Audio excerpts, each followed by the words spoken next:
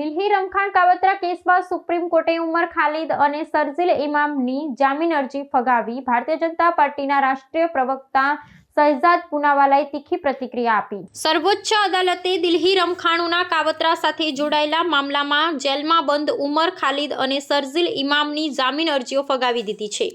ન્યાયતંત્રના ચુકાદાથી બંને આરોપીઓને મોટો કાનૂની આંચકો લાગ્યો છે, કારણ કે તેઓ લાંબા સમયથી જેલવાસ ભોગવી રહ્યા છે અને જામીન મેળવવા માટેના તમામ કાયદાકીય પ્રયાસો કરી રહ્યા હતા. અદાલતે આ મામલાની ગંભીરતાને ધ્યાને રાખી તેમને રાહત આપવાનો સ્પષ્ટ ઇનકાર કર્યો છે, જેના કારણે હવે તેઓએ જેલમાં જ રહેવું પડશે.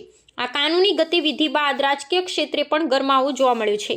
ભારતીય જનતા પાર્ટીના રાષ્ટ્રીય પ્રવક્તા શહેજાદ પૂનાવાલાએ આ મામલે તીખી પ્રતિક્રિયા આપતા જણાવ્યું હતું કે દિલ્હીમાં થયેલા રમખાણો કોઈ આકસ્મિક ઘટના કે સંયોગ ન હતા, પરંતુ એક પૂર્વ આયોજિત કાવતરું હતું. તેમણે વધુમાં ઉમેર્યું કે આ રમખાણો પાછળ એક ચોક્કસ વિચારધારા કામ કરી રહી હતી અને તે દેશની શાંતિ ડહોળવા માટેનો એક સુનિયોજિત પ્રયાસ હતો.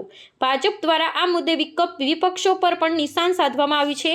દિલ્હી રમખાણોના કેસમાં તપાસ એજન્સીઓએ રજૂ કરેલા પુરાવાઓ અને સાક્ષીઓના નિવેદનોને આધારે અદાલતે જામીન અરજી પર સુનાવણી હાથ ધરી હતી. આ કેસમાં કડક કાયદાકીય જોગવાઈઓ હેઠળ કાર્યવાહી ચાલી રહી છે, ત્યારે સુપ્રીમ કોર્ટનો આ નિર્ણય તપાસ એજન્સીઓના પક્ષને મજબૂત બનાવે છે. આગામી સમયમાં આ કેસની ટ્રાયલ અને અન્ય આરોપીઓની કાનૂની સ્થિતિ પર આ ચુકાદાની વ્યાપક અસર પડવાની શક્યતા છે. उमर खालिद और शर्जील इमाम, उन दोनों व्यक्तियों को सुप्रीम कोर्ट ने किसी भी प्रकार की राहत डिनाई कर दी है, उनके बेल को रिजेक्ट कर दिया है. जो दिल्ली में दंगे किए गए वो दरअसल संयोग नहीं, सोचा समझा प्रयोग भी नहीं, मैं तो कहूँगा हिंदू विरोध का, और यही M factor, vote bank factor का सबसे बड़ा उद्योग था.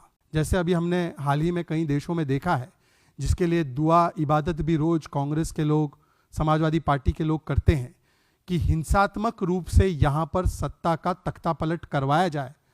इस दृष्टिकोण से यहाँ पर हिंदू विरोधी नरसंहार जिस प्रकार से 1000 वर्ष पहले भी हमने देखा था, उसी प्रकार से करवाया गया.